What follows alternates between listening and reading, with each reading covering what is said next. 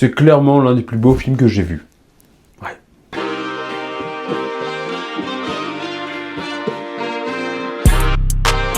Salut, moi c'est Gog, je suis un grand fan de séries, j'en ai vu une centaine. Mais culture film, je suis zéro.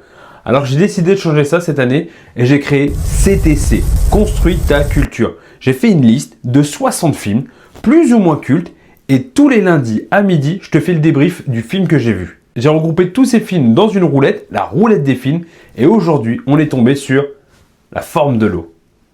Si je vous parlais d'elle, la princesse sans voix, que vous dirais-je? Et là, Elsa, viens vite, viens vite.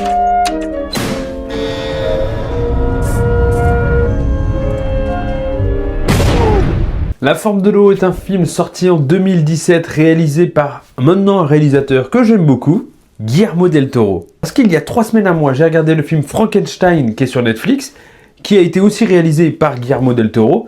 Il était magnifique. Et bien celui-là, c'est pareil.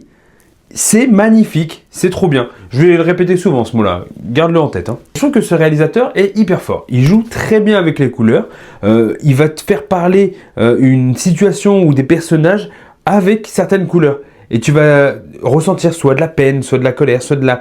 Il sait des émotions au final, tu vois. L'histoire rapidement, on est dans les années 50 et on va suivre Elisa. Elisa, c'est une femme muette qui travaille comme femme de ménage dans un laboratoire. Et un jour, le colonel Strickland va ramener une créature qui vient des profondeurs de la mer pour réaliser des tas d'expériences sur lui. Et peu à peu, on va voir une relation naître entre Elisa et la créature. Ouais, sur le papier, c'est clairement un amour impossible. Ça ne marche pas, une femme avec un poisson. C'est non. Et tu vas voir que le film va te faire accepter cette relation.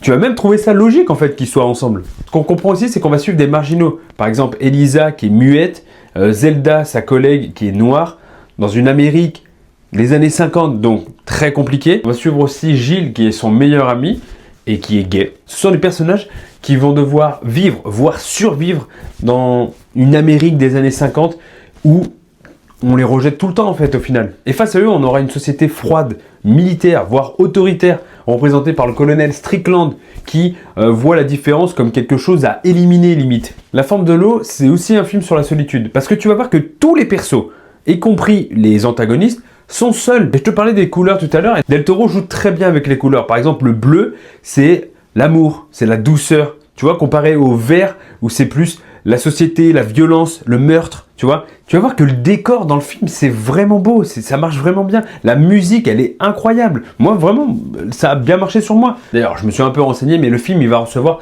4 Oscars. Meilleur décor, meilleur réalisateur, meilleure musique, meilleur film. Quand je vous dis que c'est une dinguerie, ce film, allez le voir. C'est vraiment un truc de ouf. C'est vraiment mérité, parce qu'il y a une scène, je me rappelle très bien, de danse. Je me dis, waouh, ça tue. Ça, c'est vraiment beau.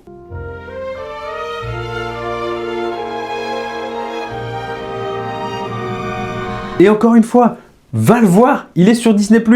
D'accord? Tu te fais une petite soirée, tu mates La forme de l'eau. Donc moi, je peux te dire, check, je l'ai vu. Et moi, je te dis à lundi prochain, à midi, pour un autre film. Ciao.